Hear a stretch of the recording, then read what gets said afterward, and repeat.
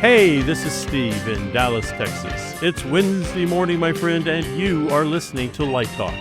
And this is Ellen calling in from the tropical island of St. Barts, and you are listening to Light Talk. And this is Dennis coming to you from the beautiful North Shore of Long Island.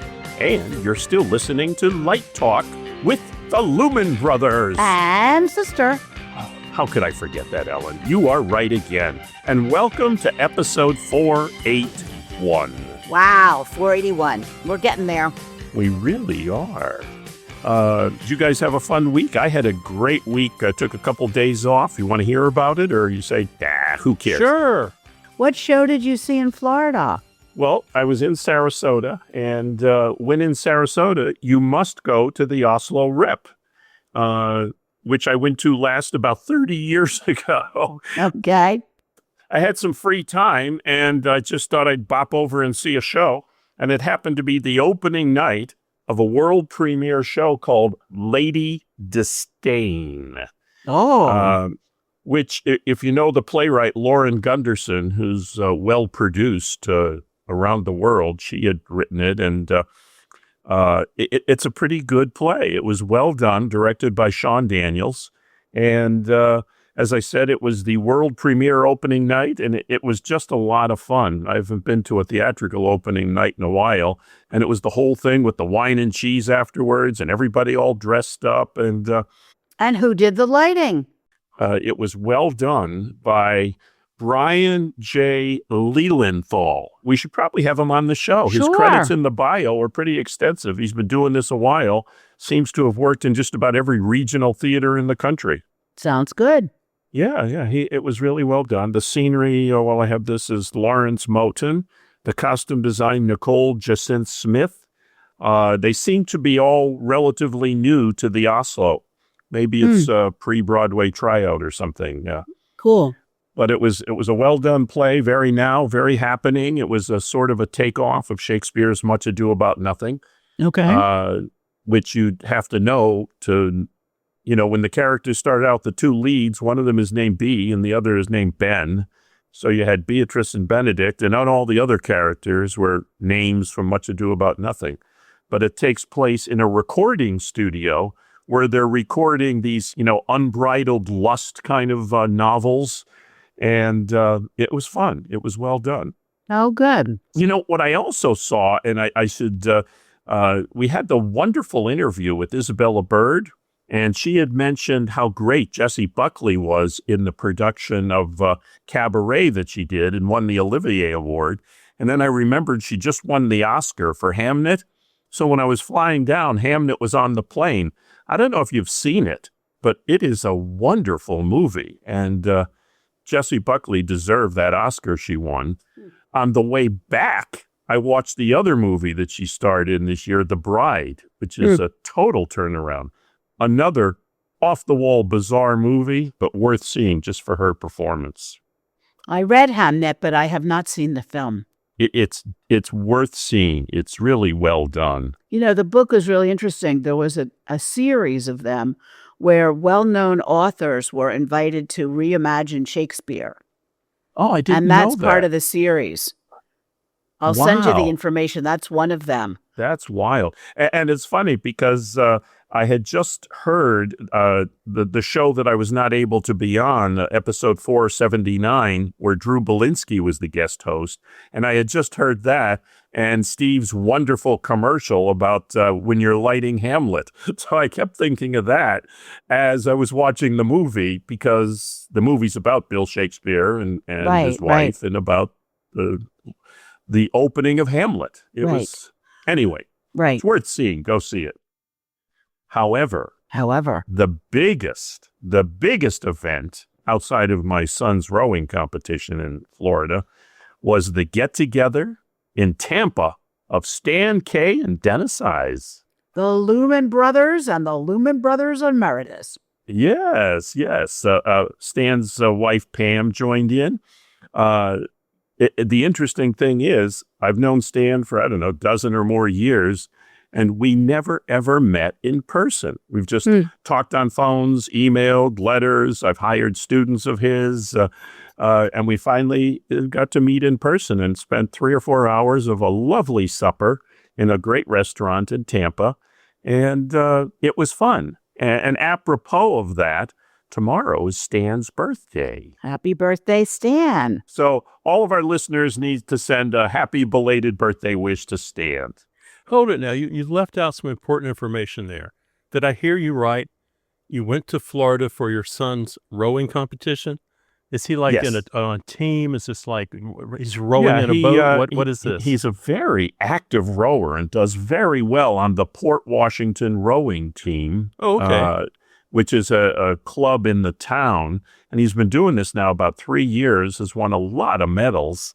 And even though he's only 16, he's starting to get recruiters contacting me at various regattas. And he just came in second in the New York State Rowing Championship, which allowed him and his boat. He's a coxswain, which is basically the guy on the boat that beats the drum to get everybody going faster. Yep, the guy with the whistle. That's right.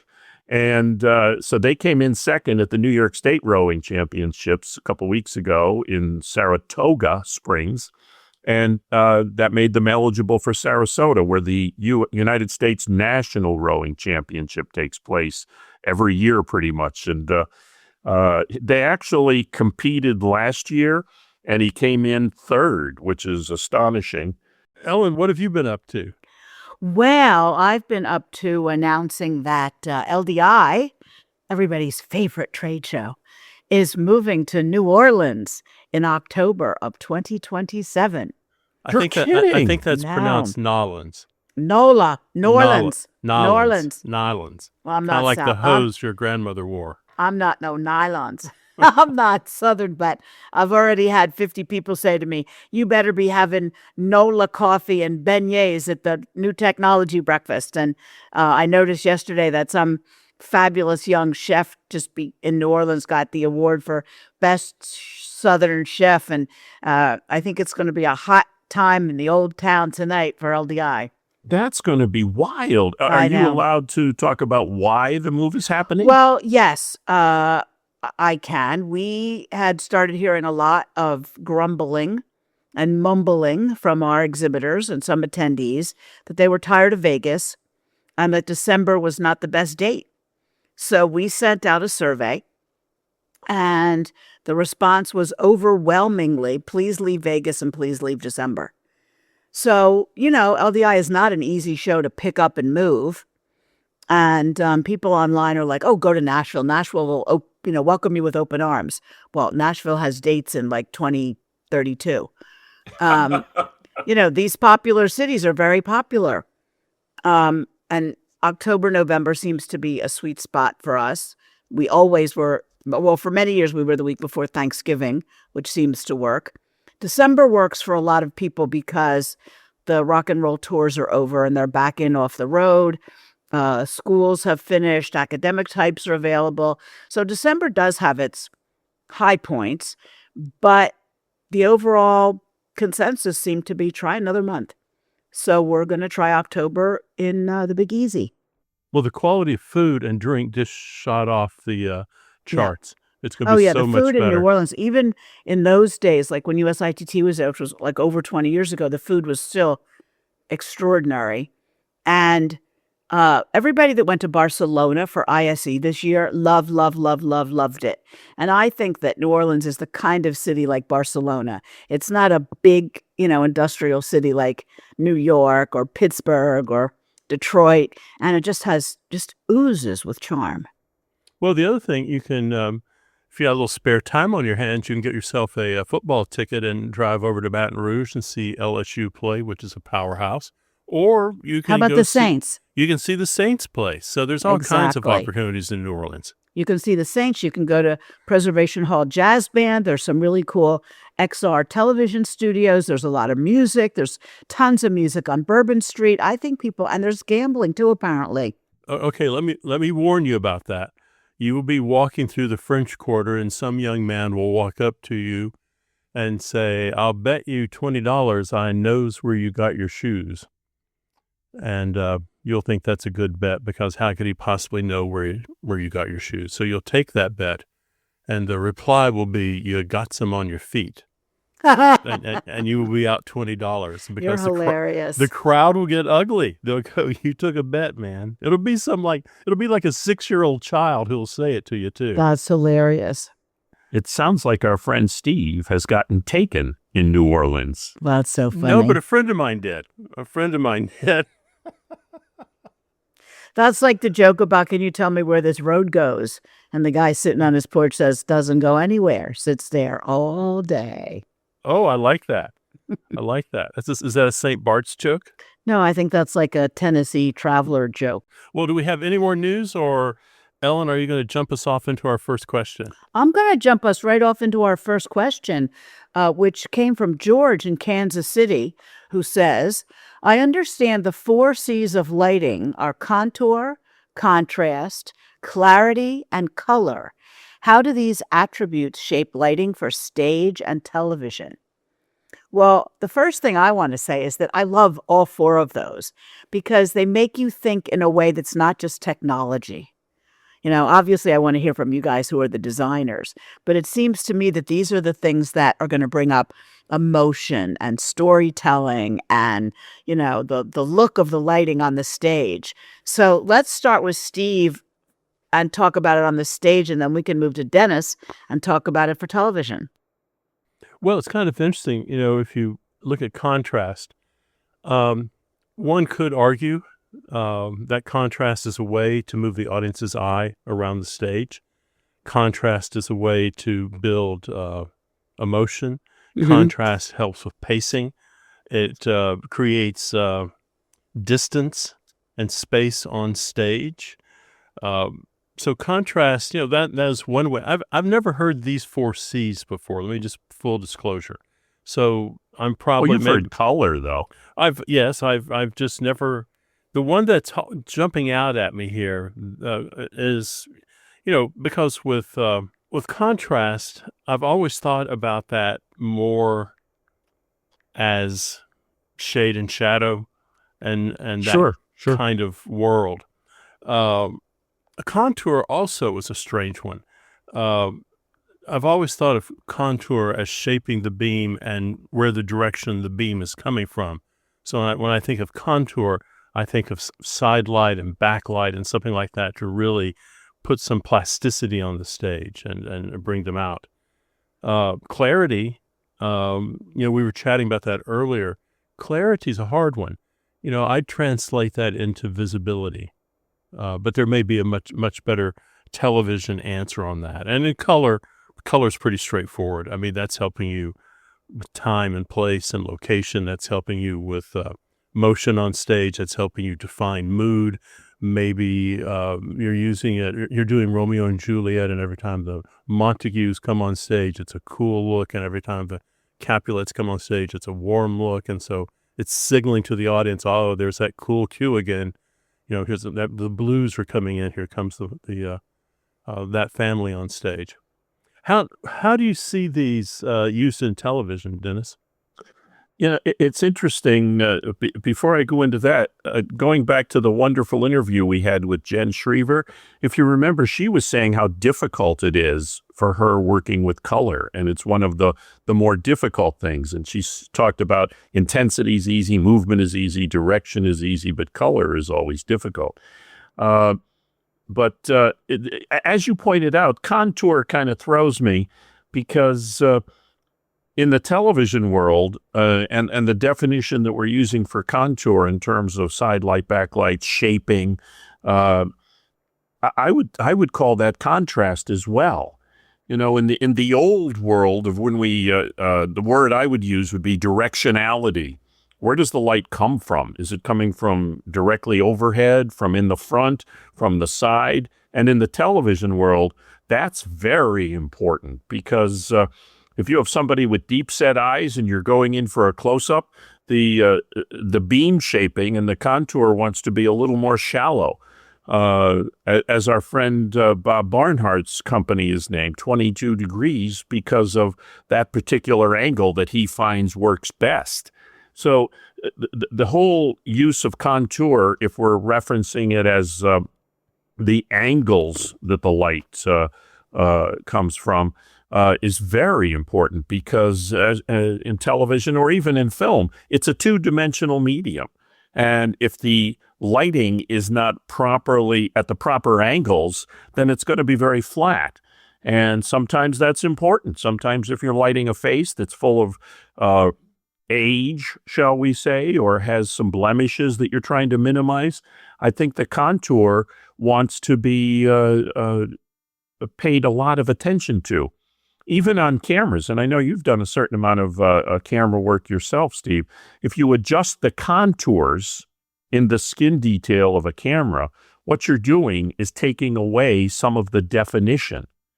So I'm thinking in terms of contour in television, it's probably a lot more important than it is in theater, where you have somebody in a proscenium scenario, and the definition is already there by the nature of the scenery and the foreground.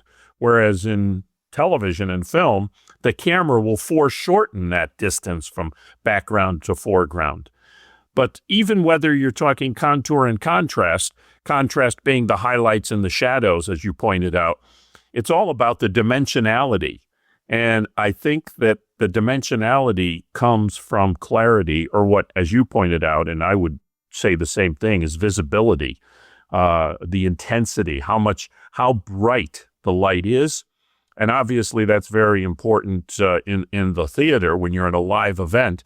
On television and film, the intensity or the clarity can also be changed mechanically by the camera work. I mean, you can set your irises to be more wide open to get a little more brightness to the picture, but that's also going to soften it and change the contours, and you'll lose definition. You can iris more tightly to tighter f-stops like 5, 6, or 8.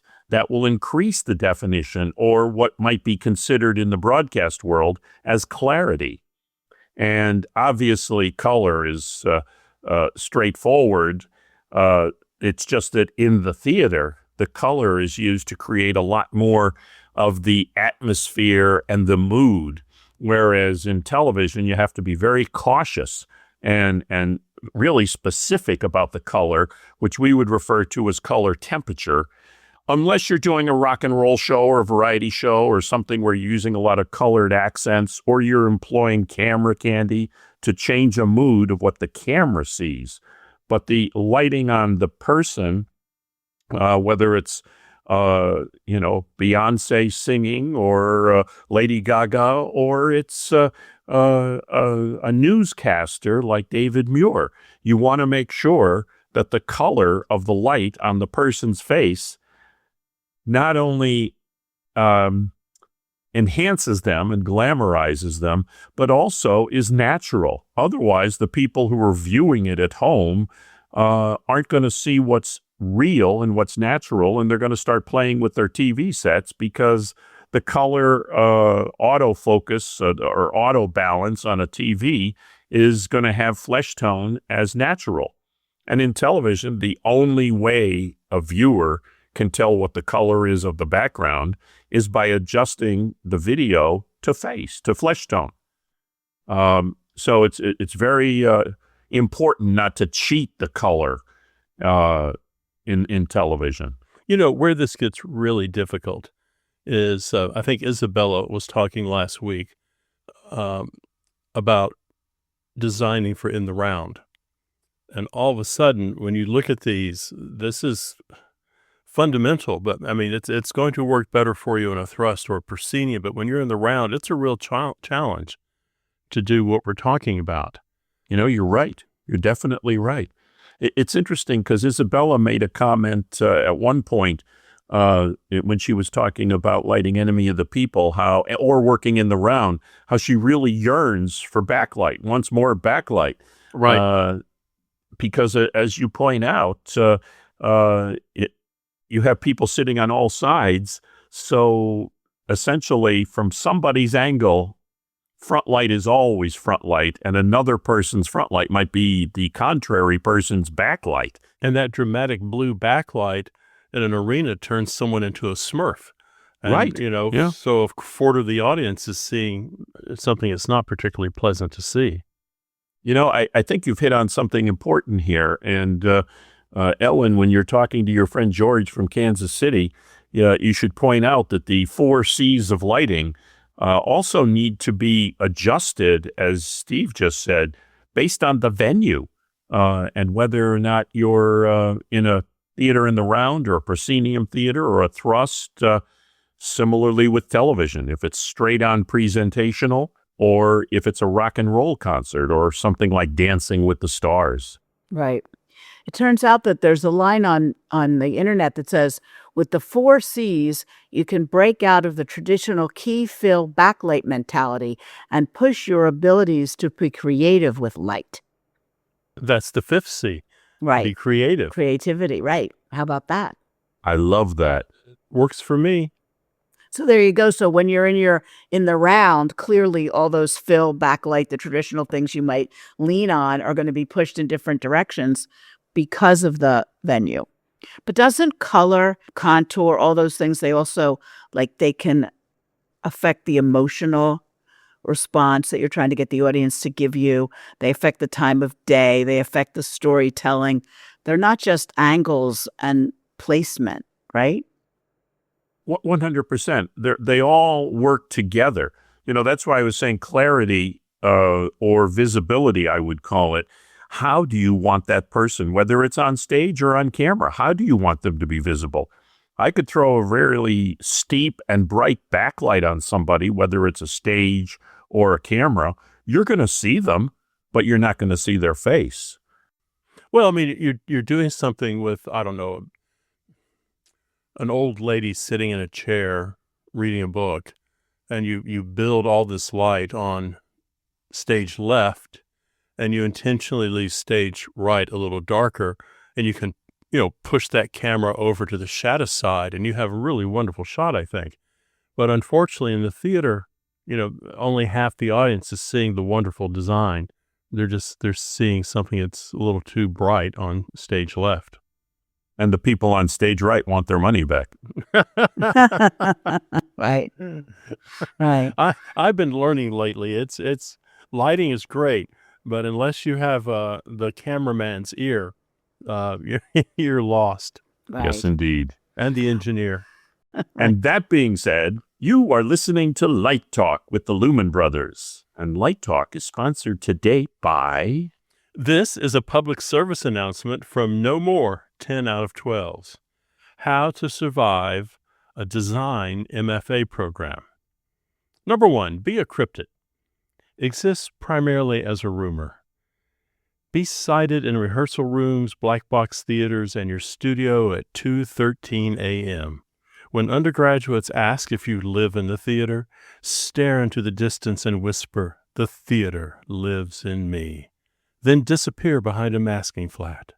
Number 2, carry 3 emotional support objects: a highlighter with no ink, an empty coffee cup, a play you've been about to read since orientation.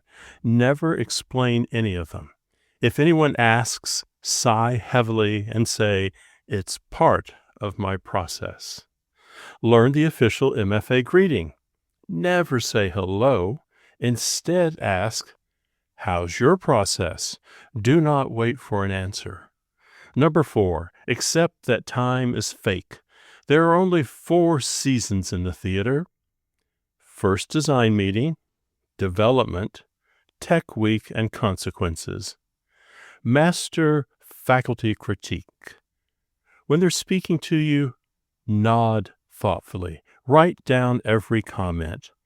Investigate duck energy. More haunted.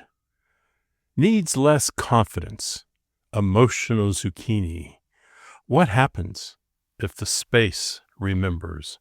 Never ask for clarification. The faculty doesn't know. Develop an artistic vision. When faculty ask about your design, say, "I'm exploring the liminal intersection of raccoons, memory, and Brecht." If pressed, add, "The tension is intentional." If they continue asking questions, repeat the word liminal until they stop. Number 7, Learn to speak MFA. I'm interested in questions rather than answers. The discomfort is the point. The audience's confusion is intentional. Use as needed. Experience Tech Week to the fullness. You will begin Tech Week with a plan. This is so adorable. Number 8, understand the MFA food pyramid. Coffee, granola bars, pizza, something found in the green room fridge. And finally, number 10, achieve MFA enlightenment. Around 3:47 a.m. while programming a light cue no one requested, you will realize the show opens tonight. You are not done. You were never done. You will never be done. Open anyway. This has been a public service announcement from No More 10 out of 12s. And now, back to Light Talk.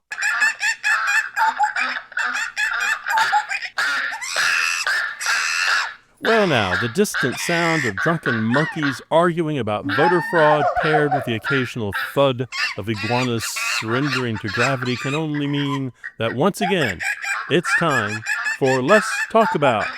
And today's episode is, what is the number one skill you must develop to be a successful designer?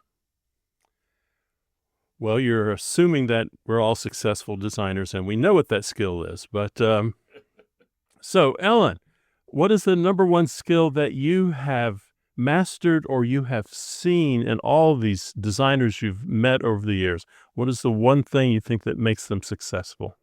Personality and charm.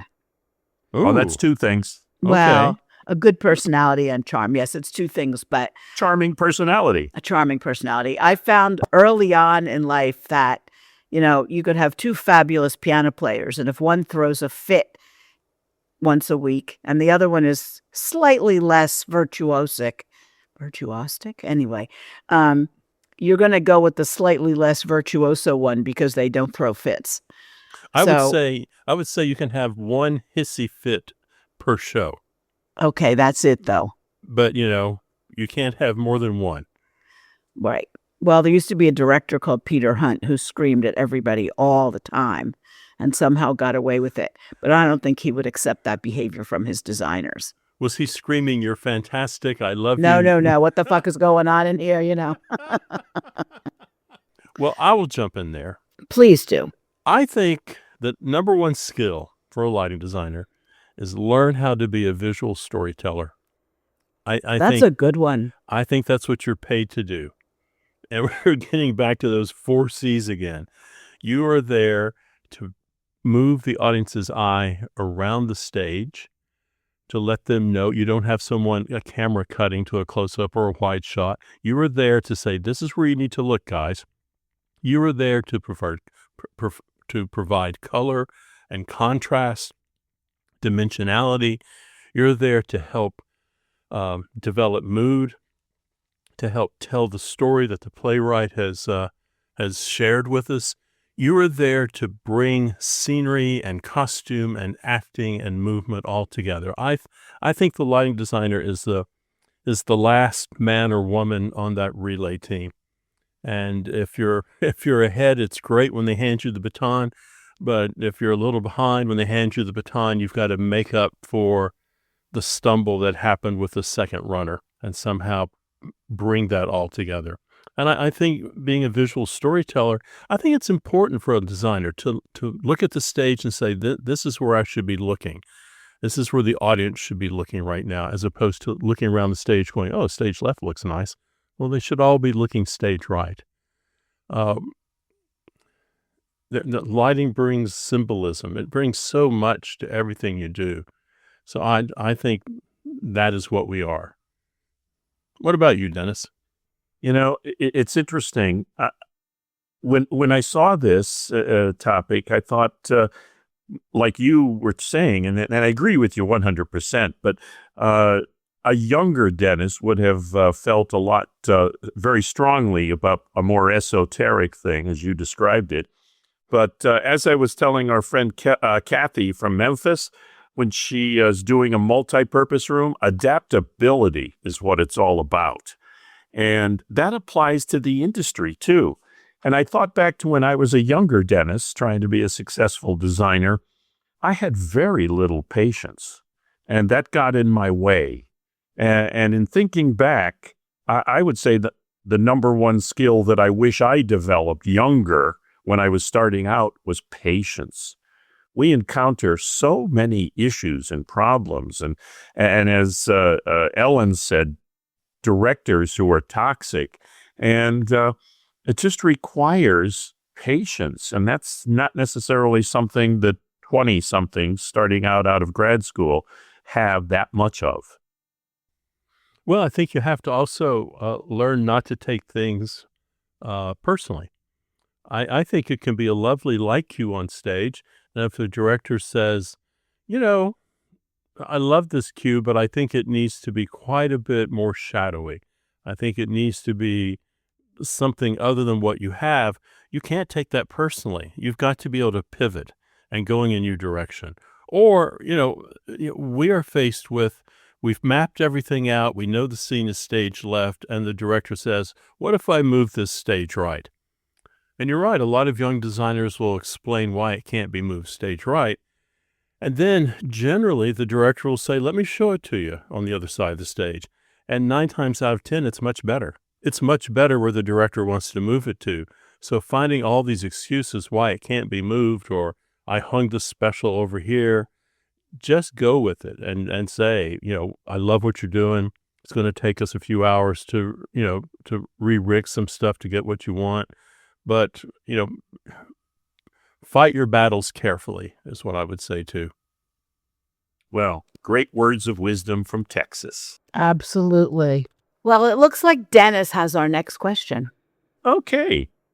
My question comes from Kathy from Memphis.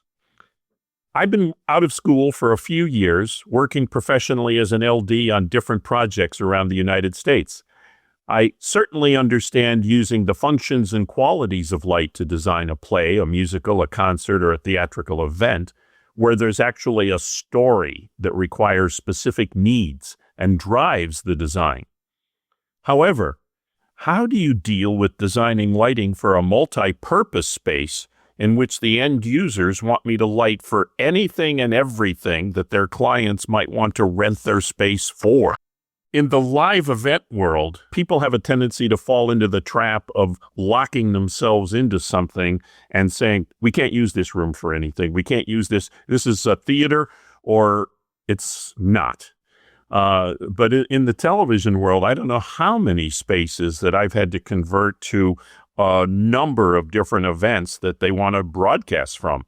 I've done shows at the White House where it's a musical event, and we just convert the East Room into a theater.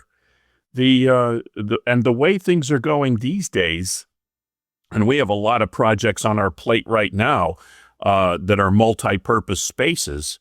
And the crazy thing is that most of the clients that are building these spaces don't really know what they want to use it for, but they want to be able to use the venue for anything and everything, like our friend Kelly says. But that being said, the 3 jobs that are on my plate right now that involve this sort of thing, the first thing I want to find out is whether it's a space that's being built from scratch or whether it's a renovation. And if we're going to be involved in that, along with the architects and the installers and the systems folks, just like any space, you find out what you need, the dimensions, including the height, whether you have to provide the grid, the power, the data, how it interacts with the grid interacts with the air conditioning and the HVAC. And the big consideration, is there an audience? And if it's a live event space, in addition to being a broadcast space, obviously there's going to be some sort of audience. Where are they sitting? Are they putting in bleacher type arrangements, or are they just going to bring seats in and out as they please? But in these all-purpose spaces, it could be for anything. It could be doing theater, it could be doing dance, it could be doing concerts, corporate events. We're doing a thing right now where they want to use the open space for museum events. And we do a number of shows for Sotheby's Auction House where they convert a conference room and event space into doing art shows. And I don't know how many debates and town halls that you can that I've done in crazy rooms. And we're doing a corporate space right now for a political client in Manhattan that does, I can't get too much into it, but they do conferences and they do videos for in-house that are primarily politically based. So they might have Hillary Clinton come in and do a symposium that they'll videotape, and then that'll find its way to wherever they want to send it. Could be streaming, could be on a network newscast or whatever. But when they're not doing something like that, they want to use the room for weddings and bar mitzvahs and things like that. So it's a complicated thing. And the real important thing is adaptability. And when you're doing the lighting for something like that, especially if it's a renovation, the important thing is to put places where you can hang lights. So you really have to grid the whole room out. It's not like a theater. It's more like a proscenium theater. It's more like a theater in the round, where you want to hang pipes everywhere you possibly can. And you want to put enough power and data everywhere you can. So it's got easy cable management. And in these sorts of spaces, I have really specified just moving lights. It's the only way to make it portable and adaptable. Obviously, LED moving lights. And there's so many choices out there now. You could have something big like a Halcyon, depending on how big this space is, or something small like a GLP impression, an FR1. But if there's specific things that aren't going to change, like wall branding, logos, scenic elements, wood that has to be lit, then you use conventionals. There's so many ways you can approach it, but you have to really, as I say, CYA, or cover your ass for just about anything, and pray to God they don't say to you, oh, by the way, there's going to be windows in this room. Yeah, you don't want that. Nah, Steve, have you had to do anything like this? I think Kathy may be overthinking this.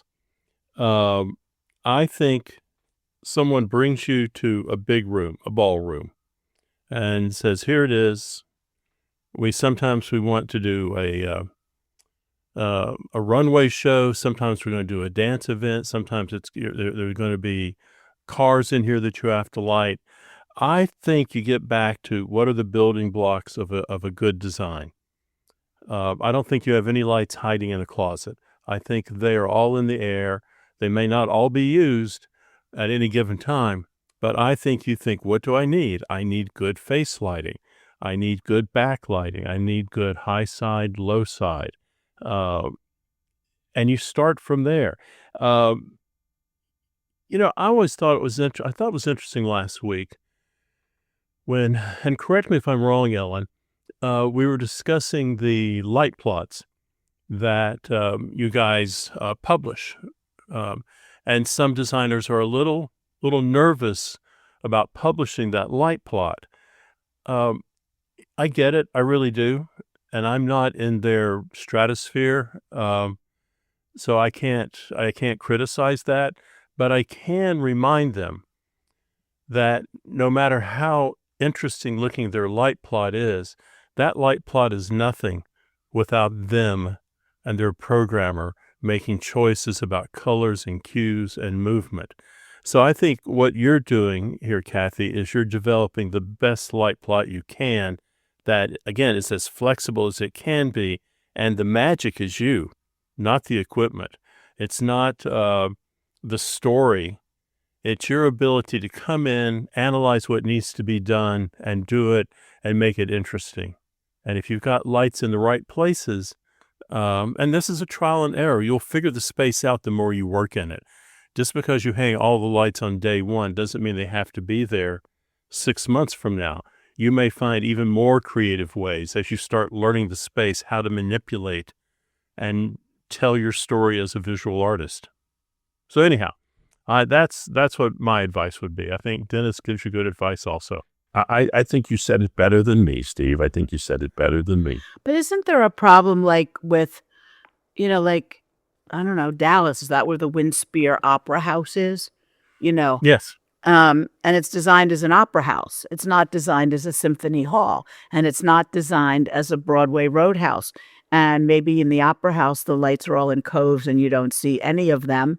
And for the Broadway thing, they're going to want to put up big trusses someplace and, side booms and, I don't know what kind of multiple use space she's talking about. That's why she's getting the big money. That's Right. why they're paying Kathy $15 an hour to solve every problem of every show that Right. walks in. And by the way, can it be ready to go in 8 hours? I don't know, but Richard Pilbrow always used to say, as a theater consultant, that a multi-purpose room doesn't serve any purpose.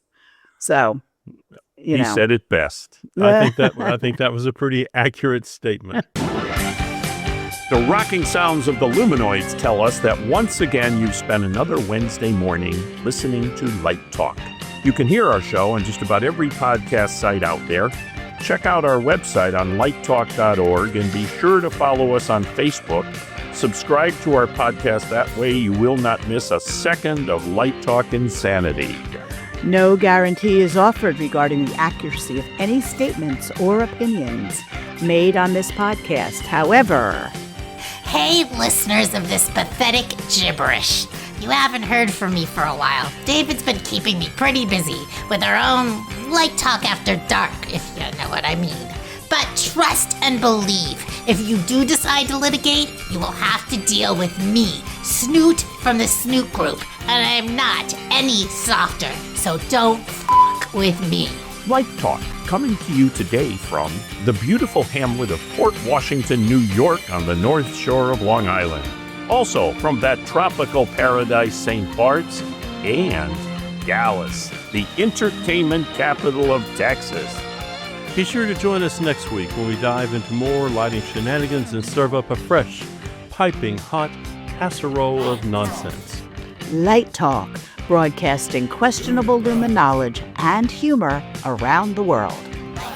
We'll see you all next Wednesday morning when we have a wonderful conversation with designer Dave Grill. Bye-bye from Light Talk. Bye-bye.